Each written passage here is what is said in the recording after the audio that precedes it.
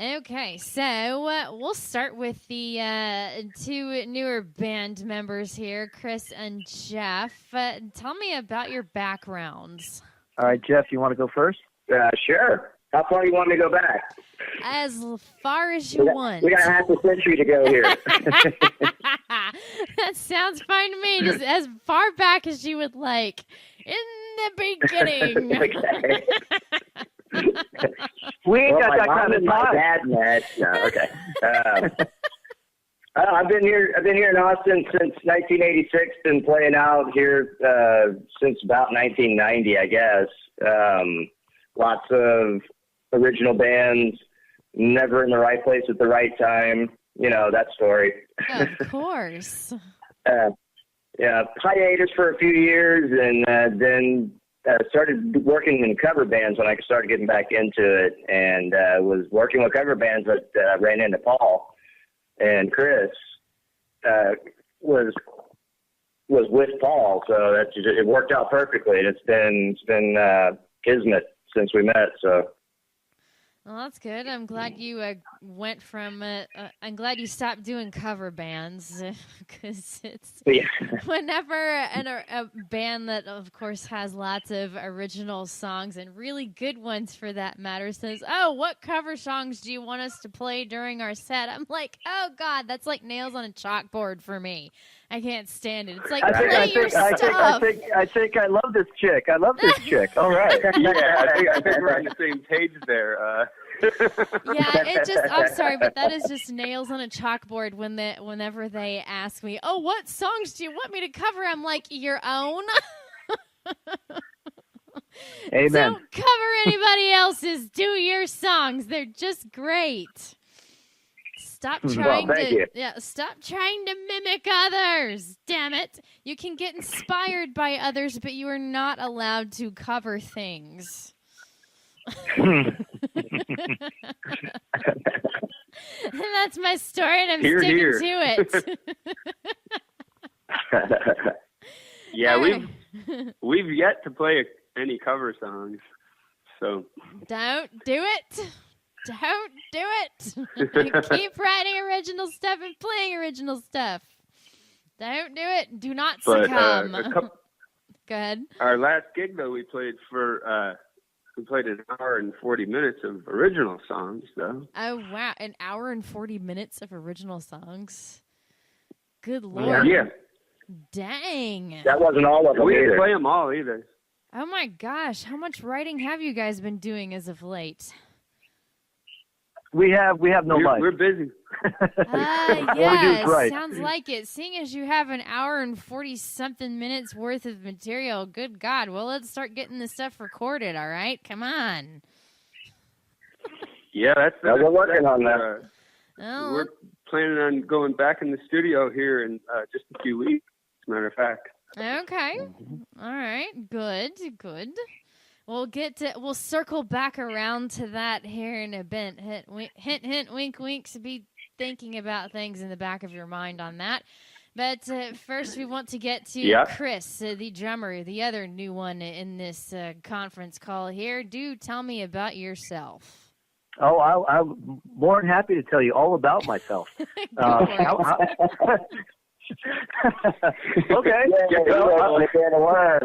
If you guys want to go get a beer, I'm going to be a little while. Okay, so here we go. All right. Well, I'm originally from South Florida, and I moved here in Austin in 2007. I've been touring and recording and doing that whole hustle since the early 90s. So I landed here in Austin in 2007 to put a band together. My dream band, let's say that. And weird thing happened was I got hired for a group out in California, based out of California once I moved here. So I kind of ignored this scene for a couple of years, and I was commuting to California for band practice and gigs and all this and that and the other thing. All right, fast forward, I met Paul one night in a club about, 10 and a half years ago, and I approached him about putting a band together. And we spoke, and we had a couple good words, and nothing ever came out of it. I mean, he was busy with the project he was doing at that point, and so 10 years passes by, and I'm plugging away on the scene, doing the whole original. I've never done covers, always been an original band, and just plugging away, playing a lot in Houston, and all over the state. And I get a little email one day from a guy that I knew from Florida, just so happenly was playing with Paul. Oh. And and he says, I tell you what, the little project that we're in right now is going original, because they were doing covers, I guess. He says, hey, we got an original project, and would you like to come down and play drums or try out, or see what you think? I'm like, okay, cool. I said, send me a link. They sent me a link. I went to their Reverb page. I learned 5 songs that they had on there, and about a week later, I met up with everybody in the rehearsal room, and lo and behold, as I'm loading in, I see Paul. Oh. And it was kind of like, hey, man. Yeah, it was kind of like, hey, man, you remember me, right? And we just start, and we picked up our conversation, and things clicked. And the band was together for a little while. That project was a couple shows, and it kind of fizzled, and Paul and I stayed together. And because him and I were writing on our, just writing and jamming on our own, away from the band when we all couldn't get in the same room. Mm-hmm. And so we logged a bunch of tunes, and with no bass. It was just drums, guitar, and Paul, bringing in, all the goods. And Paul goes, all right, yeah, I got this buddy. I'm going to bring by a bass player. I said, okay, cool. He brought in Jeff. And it was just like, one Monday night we got together with Jeff. We went through 3-4 songs, and we're like, oh, that's fun. Do you want to get together next Monday night? And he's like, yeah. And so that's how we approached it. I don't even think we ever said we were a band. We just got together every Monday night for 6 months before we even played out. And we just wrote and wrote and wrote and wrote. So it was really organic. It was great. It was kind of like we didn't plan on how we're going to look. What are we going to sound like? What are we going to do? We just were like, all right, we'll just get together every Monday, and that's cool. And we just recorded our rehearsals in Dropbox, and we just logged as many songs as we could before we played. So I think before we did our first show, we must have had, probably at that point, close to 16 to 20 songs. Damn. And, and then we just kept adding to them. So right now, like Paul was saying, that we just did a show in San Angelo, and we played for an hour and 40 minutes, and we didn't even play everything that we have. So we could have thrown in a couple more, I guess, if we wanted to. Wow. That's insane. So the first 3 albums we already wrote the first 3 albums, so we're good. Oh, wow. So you don't really need to write any more after this. But I'm sure as with the high volume that you guys have already been describing, I don't think you'll have any problem writing the 4th, the 5th, or the 6th for that matter. You can just get them all done in one fell swoop in the next couple of months, and you're good. Well, here's the big thing. The big problem is, and Paul always leaves it to me, which I find funny, is he's like, okay, you do the set list. Is because that's the hardest thing to do, is what songs are we going to play in 45 minutes, is because we have too many. Yep. So everybody has their own favorite songs. So that's kind of tricky to go, God, we're already at 12 songs, and we still got more to put in. So, oh my God, yeah, I guess it's a good problem. Crazy. That is a good problem to so have. when we've opened for like Nationals or something, and we only play 7 songs, it's almost impossible to pick which ones those are going to be. That's tough. Yeah. That's really tough. Well, you definitely need to play at least a couple of the ones that you already have released. So that's kind of a given.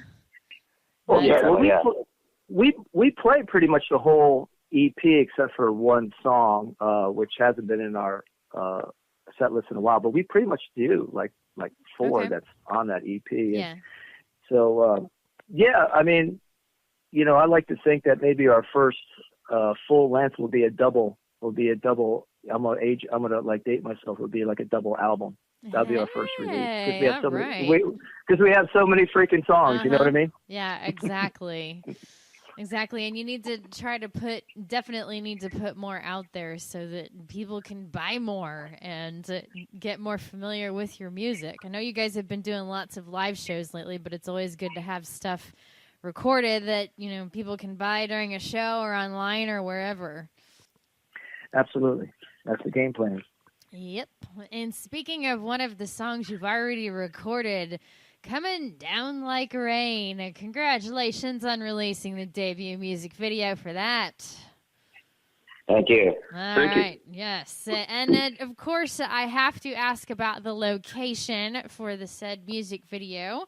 A really cool looking prison, it looks like. So do tell about that. It was hot. It was fun. Yeah, it was an old jail that's no longer used. It was active up until about 1975, and it was opened in the 1800s. Nice. And it's in Gonzales, Texas. Now it's just a museum where people can tour through there. And it's actually been featured on some of the like ghost hunter kind of shows. Oh, nice. Because they say it's haunted, and you can totally get that vibe when you go in there. It just reeks of the misery that must have occurred with the inmates there, and you see the names scratched into the walls, and you just you really get a vibe for it, and I think that vibe came across in the video, and that was exactly what we needed, because that's kind of the vibe of the song. It's about a guy that's on death row for murder. So yeah, but nobody got any pictures of the gallows rope swinging on its own. Why not? You should have shot some video of that stuff. That had to have been a convict or two messing around with your gear. Well, let me tell you something. It was about 1,000 degrees in that prison. It was hot. It was hot. So to add to the spookiness, before we even did anything, we were just drenched, because being in that building for a few hours, man, it was tough. It was torture. It was kind of torture, because it was like 1,000 degrees in there, but it added to, I think it added to everything, because when you see us, I think we look like, hell, we could have been playing in rain because we were soaking wet. Mm-hmm. It was hot. Hot and spooky. The guy that played the prisoner, that's our buddy Bruce Rivers, and he did a great job. When he got his jail outfit, the orange jumpsuit thing, he found out that it was actually kind of transparent. So he actually had to wear like long underwear underneath it. Oh, jeez. And so, he was the most miserable of any of us. And if you look at his face, he's, acting like he's being miserable, and it's probably only half acting, because it was hot in there, and he was wearing long underwear. He's wearing. I was gonna say yes, wearing long underwear in 1,000-degree area. I don't think you have to try very hard to look miserable. No, that's right. Definitely. We have to. Kudos to the director. His name is Steve Miller.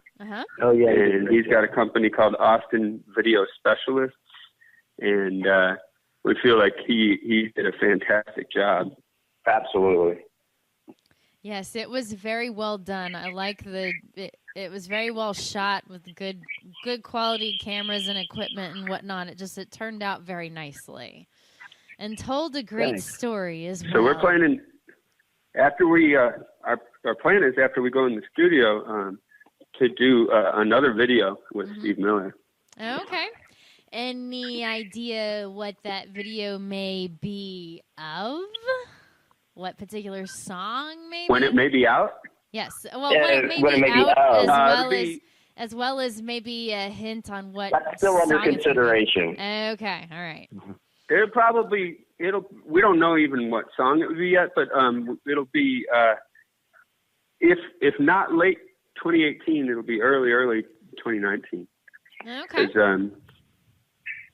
it depends on. Go ahead. No, I was just going to say our MO has been the last 2 Decembers. We always find ourselves in the studio. So if history is going to repeat itself, we'll probably record them around December, and it'll be out early New Year. So well, there you go. It seems to be we're always recording in December. Yeah, may as well just continue with the tradition, seeing you have enough songs already. May as well. Yeah, we got Omar Vallejo doing the production on those. Oh, very nice. Yeah, Vallejo brother. Gotta love those guys. They're amazing. They really are. They're so multi-talented, it's not even funny. No kidding. He's got a great studio, too. It's really, really comfortable and great tones and just a great environment to record in. So 512 Studios, I believe it's called. Very cool. And of course, I see you guys are going to be playing a show with Vallejo. Speaking of them, this Saturday, it looks like. Yeah, that is correct. Yeah. Woohoo! Well, hopefully I'll be able to go to that one. I do have to work the next day, but who the hell cares? We go on at 9 o'clock. You can come out. Oh, you go on at 9 o'clock. Oh, special. Hell yes. That'll work. Yeah. That'll definitely work. That's early for me. Yay. There you go. All right. Well, hell yeah. I'll consider that I'll go then. So there you go. Okay, you got a shirt waiting for you, okay? Yay, hook you cool. up with a shirt. And woohoo. Some swag. All right. Some swag Yay. from us. Swaggy swag. I like swaggy swag. I think I have some stickers as well for you guys. So, and of course, as soon as I manage to get some more shirts, I'll get you some of those as well. But for right now, I have at least stickers to give you. So, I'll give you Renegade swag in return for yo swag. Fair enough. We'll swap swag. Sounds good. Yeah, that's the swag swap. Sounds good. Swag swappers. It sounds very good. So as far as the location for Coming Down Like Rain music video, you didn't get any cold spots in that 1,000-degree heat or anything? No cold spots, as they would say, with any presence of spirits and ghosts and all that jazz? I got a little story, and it's freaky a little bit from the standpoint that when we got there, we got to Gonzales, and we got there about an hour before our shoot. So we all hung out in the saloon right up the street and had a couple beers, and we got to talking to the bartender. And I'm asking her, about the place, and we're all like just doing some chit chatting. And she was telling us about the prison, and she goes, "Oh, so you're shooting there? Oh, wow. I don't go there. I don't even go by that place." And I'm like, "Okay, why? What's going on?" And she told us, about how haunted it is. And a few years back, they took all the clocks out of the prison. All the clocks were removed out of the prison because they weren't keeping time. They couldn't keep time. And they just got frustrated and took them all out. So, long story short, I brought a clock with me with some props to use in the video, and we had a little wall clock. And I guess it was in the cell for one of the scenes that Bruce was Steve was shooting Bruce in. And we packed up all our gear at the end of the shoot. We did a check, double check, make sure all the equipment's out, everything's out. Guess what? My clock went missing. Oh. Of all the things that go missing, my little wall clock, which you're in a cell 8x8, if that, and you can't miss it. I mean, It has to be there, right? Yeah. So the prison was, stripped of all its clocks years ago. I bring in a clock, and that's the one thing that disappears. So I thought that was a bit eerie that I'm like, son of a bitch. I got home. I'm looking all over for this clock. Ooh, that is eerie. And they got their clock. They got their clock. They're doing time there. You know, you got to think, Yeah. man, there's a lot of people who did some hard time there for a long time. Oh, yeah, definitely. And the prison system, especially in the late 1800s, and up into about the 20s, easily, 1920s and even 1930s for that matter, it was not a cakewalk. It was, especially in Texas, it was all about the labor camps and basically working the prisoners to death. Well, that whole town, their whole slogan is "Come and take it." I guess, you know, that's where it came from. Yep.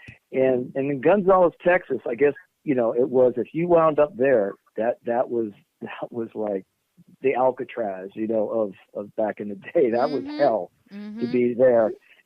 And let me tell you something. When we filmed in there, we had a great time filming, but just being in there for 5 hours or 6 or however long we were in there, I couldn't imagine spending 20 to life there. I mean, it was no kidding, yeah. hot and miserable. Yeah, it was cool. It was cool and eerie. Very cool. Cool yet eerie at the same time, and ridiculously The spooky. saloon was even supposed to be haunted too. Well, maybe instead of cold spots, you actually had just hot spots there, and the whole damn thing was hot. So, who knows? Hell on Earth, how's that? Maybe that'll... Mm-hmm. All right, well, that's... There's of another course, song. yeah, definitely. I mean, you had the Come and Take It canon happen there in the 1830s, and so then, of course, then this prison, so why not? That makes sense. All right, and so that's going to be, of course, crime number 99, killing the wife's lover, and then that's one crime down, 98 more to go. And whatever will the 98th crime be?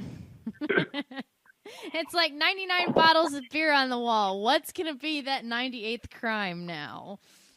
You got plenty more to go. At least you didn't hit us with the whole wine question, so I appreciate that. Oh, okay. Go ahead. The 99 bottles of beer on the wall is cool. Ah, yes, indeed. Well, I won't go wine. Okay, I'm not going to even ask about that. Okay, no, I shall move on. Okay, so of course I just wanted to mention that the. Yes. I just wanted to mention that people can check out our EP if they go on YouTube and just search 99 Crimes EP. Okay. And they can also check out the video. Just search 99 Crimes on YouTube. All right, cool. Yes, I have seen it. It's on YouTube. It's getting a lot more views, which is good. It's slowly gaining some traction, which is excellent. I didn't get to really look at how many it has now, but definitely getting to be more, which is yay, good. Always a positive thing. All right, so let's see, and let's go ahead and circle back around to. Oh, also, yes. People can get the CD on Paris Records. Mm-hmm. So they can go to parisrecords.com, which is PERRIS records.com. Okay. Excellent. And can they get it off of any of the other major digital streaming outlets, Amazon or iTunes or anything like that, or is it just Paris Records? Currently, yes, I believe so. Yeah, that's the exclusive distributor at this point. Oh, okay. All right. So you have to go to Paris. Or Records. you can come to our shows and you can get it at our shows. Exactly. So. Yes. Yeah. We're the second exclusive distributor. There you go. Exactly. There you go. Yes. Keep the market cornered. We are an authorized distributor. Gotcha. All right. Cool. Good to know. Okay, so in terms of other music videos in the near future, of course, I have to circle back around to that. Any idea as far as any other details on that you want to share, or is it too early to tell? Oh, well, we don't know Okay. because we don't even know which song it would be, which we wouldn't know. A lot of times you don't know until after you've recorded a song, really what it's like. Mm-hmm. So yeah, at this point, at this point, there's no ideas for the video because we don't know what song no it worries. would be. But yeah, I mean, we know the song is doing it. It's going to be killer. So absolutely. I mean, of course, it'll be killer. Just it could be off the EP, or it might not be recorded yet. So Okay. I never even knew "Coming Down Like Rain" was going to be the video until it happened. Is because we had another song floating around, a single, our first single prior to that, and so when you record a new batch of tunes, as we did, some of these songs that you think is going to be the single, they take different shape and form under the microscope in the studio, and the next thing you go, you know what? I didn't really like that song as much as before, but wow, when you hear it in the studio, then it's like that's the single. So that's hard. That's hard to like foresee what the next single is going to be until it's under the microscope. Very understood, and especially since you have so many songs already, it's gonna be once you start getting more they're all hits, and they're all hits in our mind. Exactly.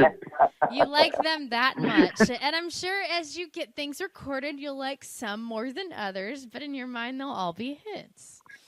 That's it. Well, and in fact, one of the songs out of the batch that we have, one of them in particular, I wasn't too fond on, and Paul will laugh about this, and maybe Paul can tell the story if he wants to, that every time Paul would bring a riff or, a blueprint of a tune to us, and, we would start learning it and putting our 2 cents on it, and I would always give him a comment, like, okay, okay, I know where this is going, this is cool.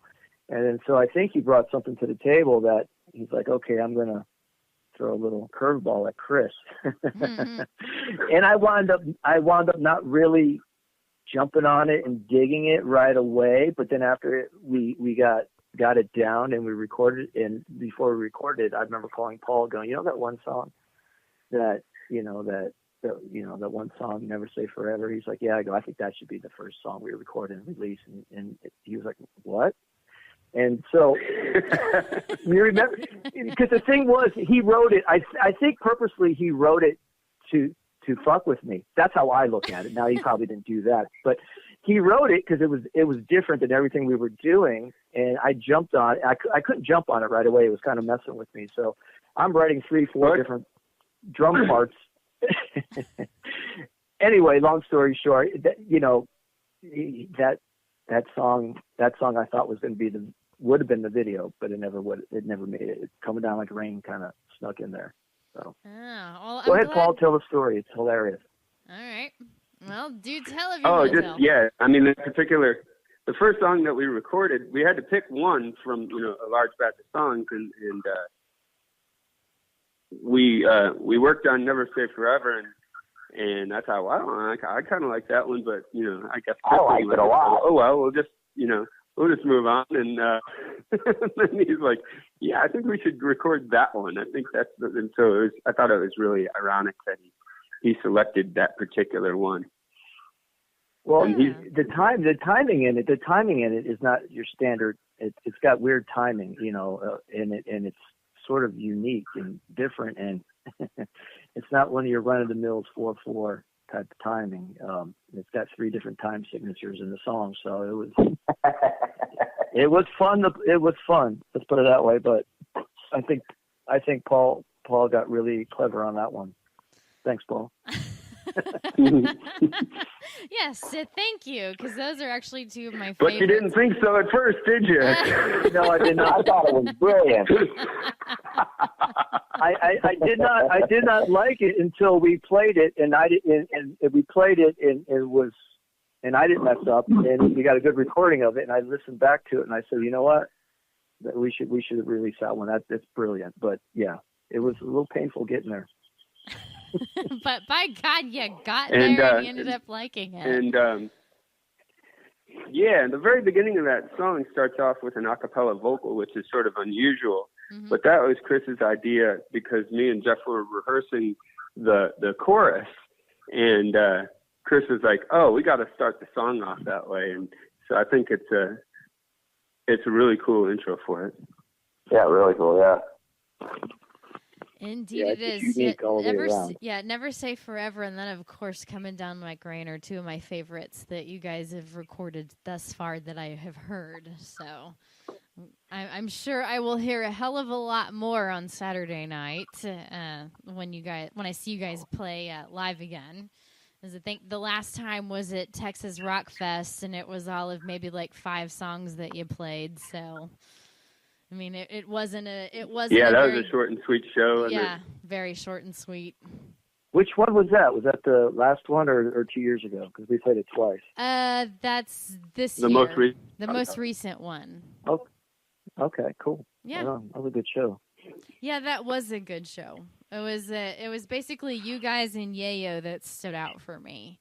The rest of it was just kind of I don't know. To me, it seems like South by Southwest and just that whole time frame now. It's not as good as it has been in the past couple of years, and I think it's just because South by has just stopped focusing on the music aspect of it and other things. But I agree. I didn't care for the vibe this year, and I really didn't care for the crowd at all. The people in the crowd just sucked. They would you would get these group of guys with stupid GoPro cameras, and they would stop right in the middle of a walkway and just start recording stupid shit. And it's like, what the hell are you doing? Get out of my way. I'm trying to walk on the freaking sidewalk, and you're recording stupid shit. And, of course, everybody's going, what are you doing? What are you doing? And there's this big-ass crowd around them. I'm like, seriously? They're doing nothing. Leave them alone. Walk. Walk down the damn street. That's funny. I'm usually just in a cloud of smoke on stage, so I'll take your word for that one. I could never see anything on stage. I don't think we really walked around too much. We were in and out for that whole thing. So that was pretty much the way to be for that, and because it was, I don't know, this year the crowd that I came across this year and just the overall vibe, with the rest of the stuff going on, it's just like, I don't know if I want to do this again next year. Seriously. Well, it's like, the word on the street is that might be the last one, so we don't know. Yeah, it may very well be the last Rock Fest. We'll see. I know Adam was very much just kind of him-hawing around with it, but of course the rental fees for the rock lot have gotten a tad bit too expensive for even his blood. And I know he's been hanging around for 19 years now. But, it would be sad to see it go, but I think it's probably about time to maybe try some other ventures. Yeah, thanks to a place cheaper. that rhymes with California. Yes. Freaking Californians. I'll get on that. I will actually, I kind of ask some questions, some rabbit hole questions here in a little while in regards to that. But, may as well already, since we're kind of getting on this subject, what the hell? Just kind of speaking of venues and overall shows, I don't know if you've seen recently, but Threadgills is actually going to be closing after Thanksgiving. Saw that. Yeah, that's a huge. That's sad. That is very sad. That's one though. It's been around forever, huh? Oh yeah, it's been around forever. Is it? I thought there's. I might be wrong. Is there 2 Threadgills, like the original one, and then there's a new one that is closing? Yeah, that's the one off of Riverside. I think that one's a little more relatively new-ish. I think the original location's also on North Lamar. But just with because that's a huge blow to the music scene around here. Very big. The next one, if Antones or even emos would close, that would be an even bigger blow to the music scene. So given these music venues closing in town, has that affected you guys trying to find a good venue to play at in town? Or what's your take? We play out of town all I guess we like the Dirty Dog. It's a pretty good venue for what we do. There aren't too many left for what we do, not downtown anyway. We've been pretty much trying to blanket the state though. Every other weekend we're in a different part of the state. Okay. So, yeah, Houston, San Angelo, Austin. Gonna make our way to Dallas. Just try to play as many places as we can in the whole entire state. So yes, it got to right, Jeff? Yeah, definitely got to diversify it and get your music out to as many people as possible. So with it kind of along the same vein, with all of these kind of iconic music venues closing in town, in your opinion, does the phrase live music capital of the world actually apply to the current Austin, Texas music scene? I would think that would be one. I think that would be one's own opinion. I mean, I really couldn't say if it ever really was, but it's always attracted a lot of live music anyway. Of course, not having been to the rest of the world, I don't really have a benchmark for it, but I'd say that per capita, there's probably more live music here than anywhere in the southern states, or even still now, or anywhere else in the states necessarily. I mean, like California does have its live music scene. New York has its live music scene. I think the only thing that gets close to us would probably be like Nashville. Nashville's pretty. Nashville, yeah. Yeah, Nashville and Austin are pretty similar. Yeah, but even then, a lot of the Austin music, a lot of the Austin musicians that have been around for a while, they're jumping ship and going to Nashville and Memphis and other areas. Just because Austin's getting so damn expensive to live, as Californians and Midwesters invading. I guess there's not a lot of label representation here either. So. No, there's not. Well, there's not really a lot of label representation in general in the music industry nowadays. I think it's like the three conglomerates, and then you got your independent labels, and everybody's just kind of fighting for their corner of the world. And if you're not a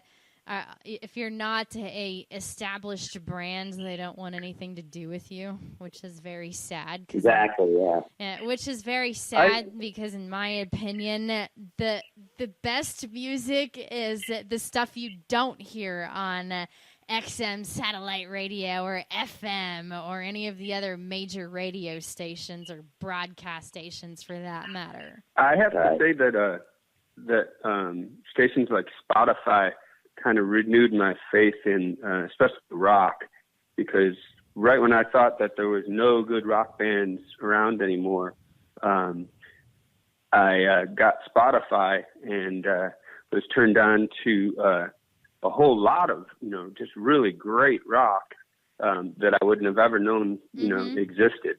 So I think some of those streaming services like that are just are great for the music industry.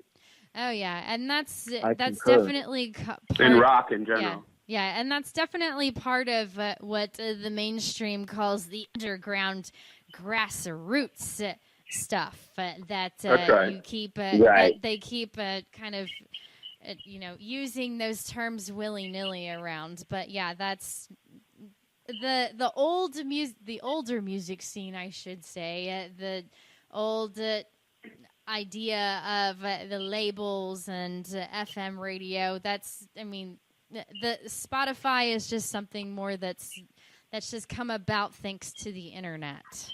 And thank God for the internet, because otherwise I wouldn't have good music to play. I wouldn't even have a radio station for that matter to play off of. So thank God for that. But yes. Well, when Headbangers Ball went away, it all started to go downhill. Exactly. Headbangers Ball on MTV. Exactly. If I would date myself that way. I completely agree. I completely agree. And then, doesn't offer too much anymore. I got to say, getting back to the Austin, the original Austin question about the music scene, what I can see is there's not, if everybody's jumping ship and they're leaving, and a lot of bands are, and a lot of the town is, I should say, there's not, I don't want to say there's not a lot of competition in the town, but it's wide open for bands like us to really be heard, and there's a couple really great bands on the scene that are doing the type of rock and roll that we're doing. It's old school, anthemic, 70s arena rock type of style. And there's a couple of really great bands here in town that are doing that. And I think it's great is because, if everybody was doing that, it'd be harder to get noticed and get your product out. So sure. In that one aspect, I think it helps us in a way that let everybody jump ship, and then who's ever left, which the 99 Crimes and the Black Hearted Saints and the Broken Teeth and the this and the that.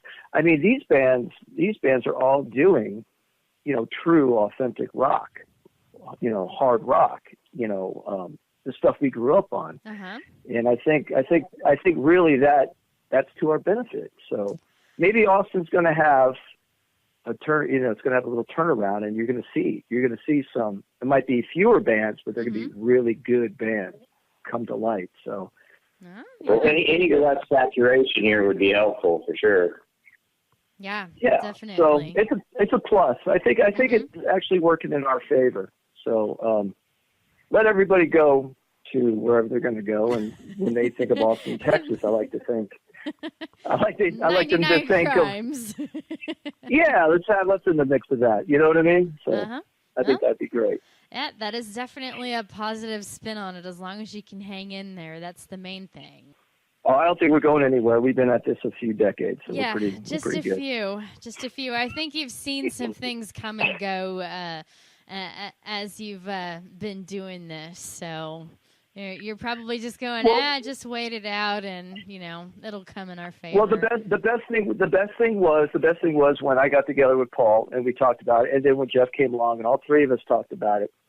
It wasn't contrived on how we're going to look, how we're going to sound, how are we going to dress, what's the image. You know what it was? Is I look the way I look, I play the way I play, and fuck it.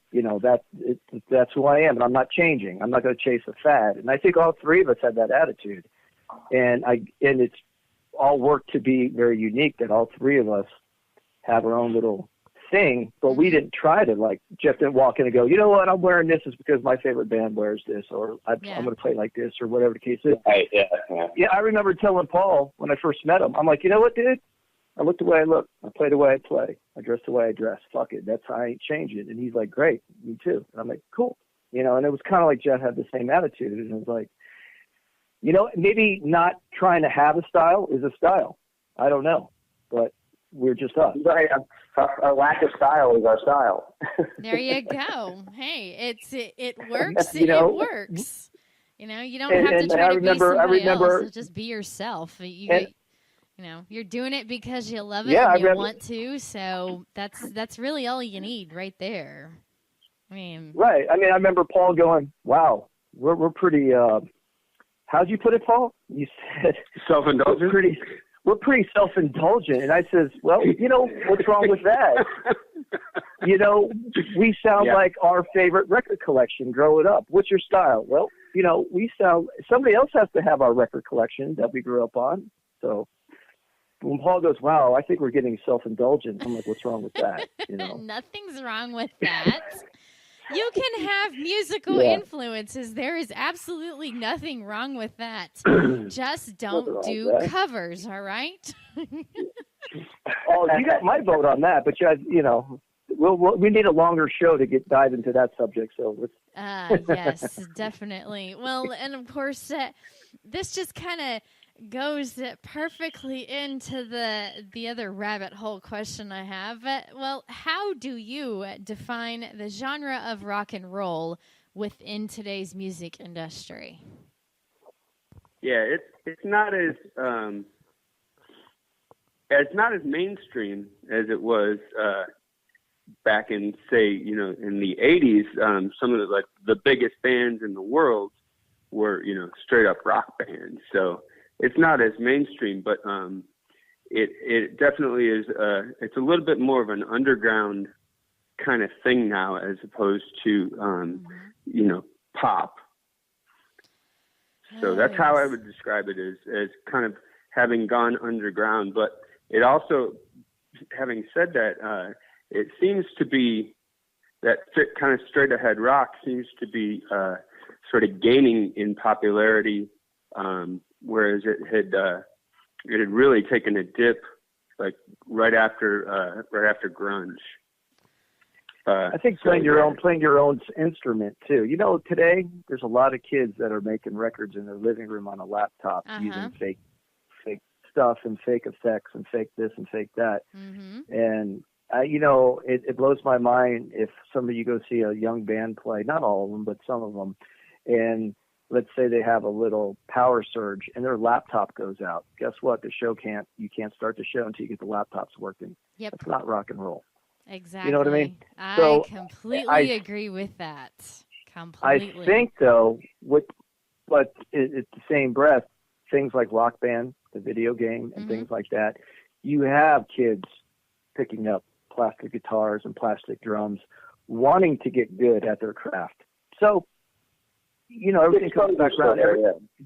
Every 15 years, fads come and go. So, I just hope kids come back and really want to sing and really want to play and not go, shit, we can't play because the backing tracks aren't working.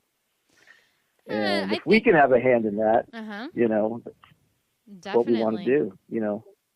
3-piece, we can't hide behind anything. I mean, there's 3 guys on stage. I mean, any one of us blows a lick or blows anything, you're going to hear it. And so every one of us, it is what it is. You get 3 guys doing the best they can.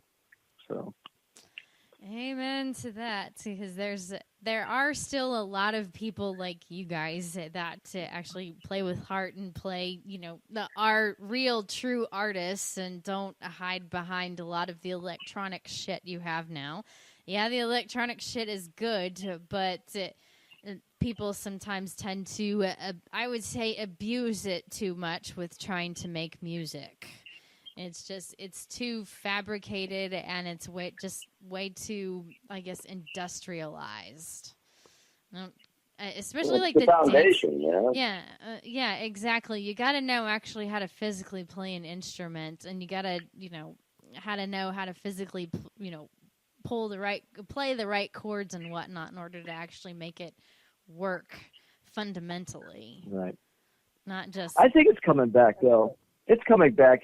We all seen footage on YouTube of young kids like 9 years old, 10 years old, and they're playing Rush songs on their instrument to the T. So, there's some great young talent. If they're that great at 9 years old, how are they going to be when they're 25? So I think it's going to come back, I have faith. Yes, and of course, I don't know if you guys saw his set, but of course, the Kiss guy, a.k.a. Yayo Sanchez. He's, I would say... Yeah, he's great. He is very good. I'm definitely looking forward to watching him grow up and get some more stuff under his belt. He's already badass as it is, but, I've known him for 10 years. I've been watching him for, many, many, many years. Probably since Rubber Monster. Rubber Monster was their first band. Nice. Yes, I haven't been watching him for that long, obviously, but yeah, cool. So as far as defining rock and roll today, what bands would you actually place in the genre of rock and roll in today's music? Boy, you know what? I like to say my favorite new band is, and it's funny because they've been around for 20 plus years. My favorite new band is the Foo Fighters because they're real. Yes. But there's a lot of great music coming out of England, out of the UK. There's a lot of band.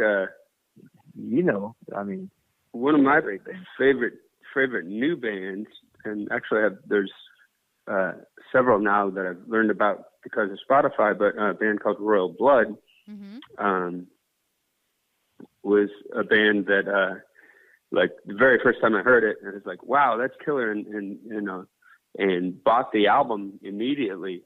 And then I found out it was just a bass player and a drummer, but they were making all that sound, and they do it live, so it's cool. Nice. Hope that trend doesn't catch on. Royal Blood, writing that down to go check out.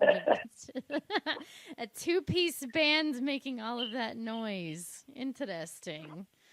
Very interesting. So any others that come to mind that you would actually put in the genre of rock and roll today? No, well, I mean, you have some of the other bands like Rival Sons. Yeah, they're good.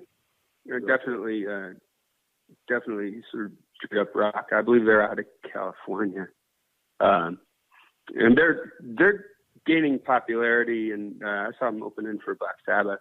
That was killer. Ah, well done there. Yes, Black Sabbath. All my exposure to newer bands has been with bands we build with. So, okay. There are a few bands that we've played on bills with that I've grown to like for sure. So, all right. Yeah, here's my take on that whole thing. A lot of these newer bands, younger bands, are trying to emulate like Greta Van Fleet, for instance. Great young kids sound just like Zeppelin to me, and I guess to the public as well. And they're supposed to be the second coming. I don't know if you've heard of them or dove into their music at all. I think they're good. I think there's hope. There's hope for the younger generation, but I'd rather go straight to the source. So I don't really, I'm in my own bubble. I'd rather listen to Zeppelin. I'd rather listen to Aerosmith and all the godfathers of rock and roll. But all the new bands that are coming out that people say are so fabulous and so killer. You know what? Again, they're doing what we're doing. They're emulating their heroes. Mm-hmm. Some of them are very much, masking them pretty well. But I'd rather go straight to the source.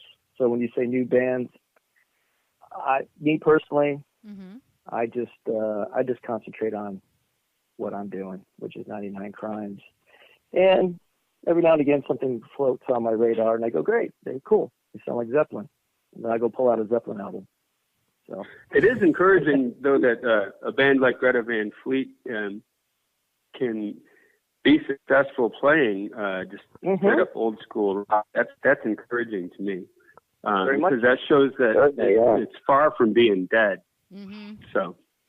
Yes, and that's always kind of been the fear, and many people have been crying, rock is dead, rock is dead. Well, bullshit. All you got to do is go to a local music venue, and you will see that it's not. It's the old saying, originality is forgetting who you stole it from. That is the bumper sticker of rock and roll. Everybody takes from everybody. Mm-hmm. Originality is forgetting who you stole it from. It's just you dress it up in a different wrapper. And little different colors on it, but guess what? It's Little Richard, it's this, it's that, it's Kiss, it's Aerosmith, it's Zeppelin, it's you name it. Look at Motorhead. Yes. Motorhead, great band. Great band. Guess what? He was a big Chuck Berry fan. He was a big rockabilly fan, Lemmy. Listen to all that stuff. It's basically that just sped up. Just his take on it. It's great. That is that's absolutely true, too. Now I'm going to be looking at things and listening to things in a completely different light. Because, of course, everybody has their heroes. Everybody has their, their not inspiration, their influences. And, of course, they like to emulate their heroes, just exactly like you said. Makes perfect sense. Yes, sir. Yeah. All right. Well, that is all of the questions I had for you guys. Thank you so much for taking the time out to do this. And again, I'm sorry it took a while to get this scheduled, but glad it finally did. Yay! Yes, same here. That was fun. Thanks for having us on. Yeah, definitely. Yeah, come find us. If you come to the show Saturday, please come up and find us. I shall indeed. I Yeah. shall. We should point out that this is probably going to air. This is going to air on Sunday, which will be the day after the show. Yes. So yes, it will. Just so people aren't, showing up the following Saturday at Hanover. Okay. Yes. Exactly. Yeah. Well, we could the 15th of this month. Yes, the Saturday of this month. We do have a local show. Uh-huh. We do have a local show coming up on October 27th, and that will be at Anderson Mill Tavern. Okay. Along with Shadow Ministry and Tarantula Mountain. Tarantula Mountain, yeah. Ah, all right. Okay. Well, that's another thing for people to look forward to. October 27th, people, mark it on your calendars. That's Halloween weekend. Wow. That's going to be fun. Right. Shall everybody come in costumes? Is there going to be a costume contest and whatnot as well? We don't know anything about that. Let's hope so. All right. Yeah. Are you going to play in costume? I very well likely will. All right.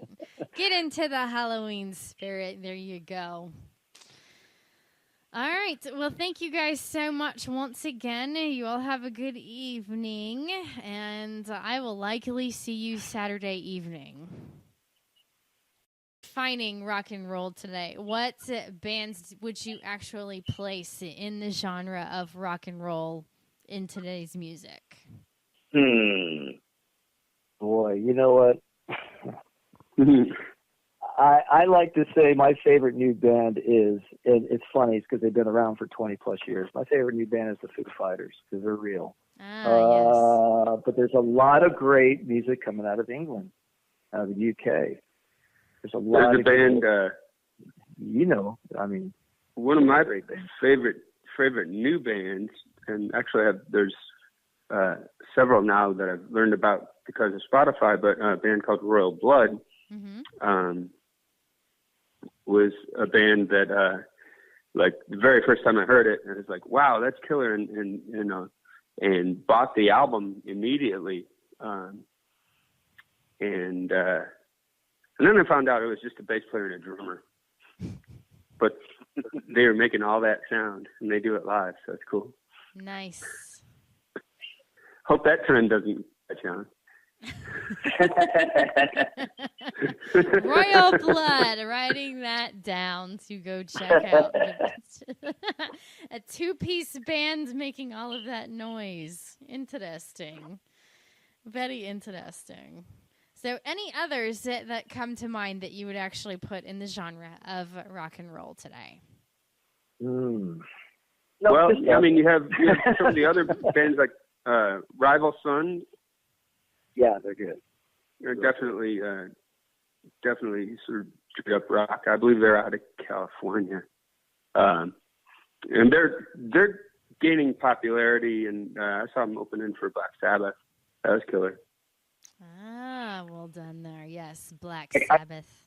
All my exposure to newer bands has been with bands we build with. So, okay. There are a few bands that we've played on bills with that I've grown to like for sure. So, all right. Yeah, here's my take on that whole thing. A lot of these newer bands, younger bands, are trying to emulate like Greta Van Fleet, for instance. Great young kids sound just like Zeppelin to me, and I guess to the public as well. And they're supposed to be the second coming. I don't know if you've heard of them or dove into their music at all. I think they're good. I think there's hope. There's hope for the younger generation, but I'd rather go straight to the source. So I don't really, I'm in my own bubble. I'd rather listen to Zeppelin. I'd rather listen to Aerosmith and all the godfathers of rock and roll. But all the new bands that are coming out that people say are so fabulous and so killer. You know what? Again, they're doing what we're doing. They're emulating their heroes. Mm-hmm. Some of them are very much, masking them pretty well. But I'd rather go straight to the source. So when you say new bands, Me personally, Mm-hmm. I just concentrate on what I'm doing, which is 99 Crimes. And every now and again, something floats on my radar, and I go, great, very cool. You sound like Zeppelin. And then I go pull out a Zeppelin album. So it is encouraging, though, that a band like Greta Van Fleet can be successful playing just straight up old school rock. That's encouraging to me, because that shows that it's far from being dead. Mm-hmm. So. Yes, and that's always kind of been the fear, and many people have been crying, rock is dead, rock is dead. Well, bullshit. All you got to do is go to a local music venue, and you will see that it's not. It's the old saying, originality is forgetting who you stole it from. That is the bumper sticker of rock and roll. Everybody takes from everybody. Mm-hmm. Originality is forgetting who you stole it from. It's just you dress it up in a different wrapper. And little different colors on it, but guess what? It's Little Richard, it's this, it's that, it's Kiss, it's Aerosmith, it's Zeppelin, it's you name it. Look at Motorhead. Yes. Motorhead, great band. Uh-huh. Great band. Guess what? He was a big Chuck Berry fan. He's a big rockabilly fan, Lemmy. Listen to all that stuff. Mm-hmm. It's basically that just sped up. Just his take on it. It's great. That is that's absolutely true, too. Now I'm going to be looking at things and listening to things in a completely different light. Because, of course, everybody has their heroes. Everybody has their, not